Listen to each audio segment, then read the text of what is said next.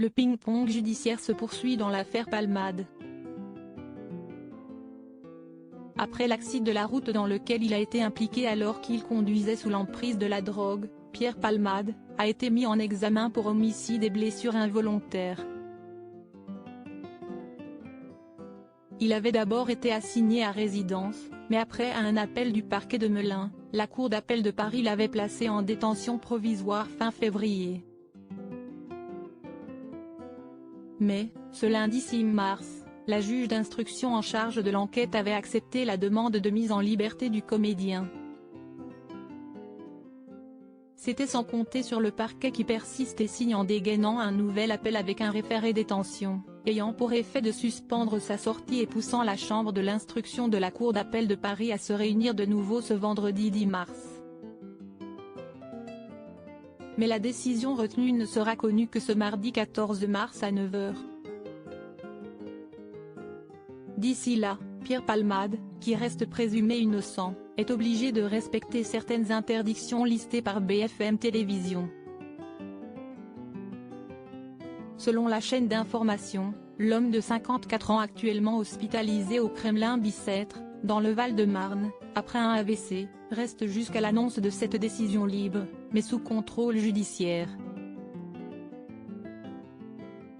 Celui qui est accro à la cocaïne depuis une trentaine d'années aurait interdiction de conduire, mais aussi de se rendre en Seine-et-Marne, département où a eu lieu le terrible accident et où se trouve sa maison. Il dispose aussi d'un appartement à Paris, note de la rédaction.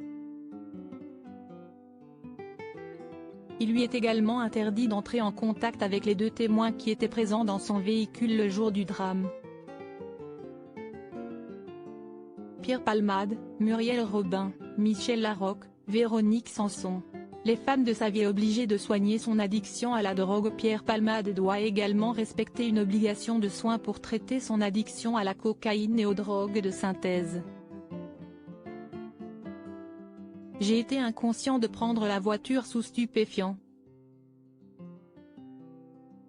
Je suis dangereux à cause de la drogue, je suis un chic type, je suis quelqu'un de bien. Il faut que mon rapport avec la drogue soit résolu, que la drogue soit bannie de ma vie, aurait-il déclaré aux enquêteurs. Toujours selon BFM Télévision, au moment de l'accident qui a gravement blessé une famille, une femme de 27 ans a perdu l'enfant qu'elle portait depuis plus de 6 mois, l'humoriste n'avait pas dormi depuis 3 jours. Le 10 février, selon le témoignage de ses passagers, Pierre Palmade aurait eu environ 8 injections de 3 mmC entre 12 h et le moment de l'accident, la dernière injection étant survenue 30 minutes avant le drame. Il faut ajouter à cela de la cocaïne en faible quantité et 2 verres de Get 27. Article écrit en collaboration avec 6 médias. Crédit photo, Jacovi de Moreau.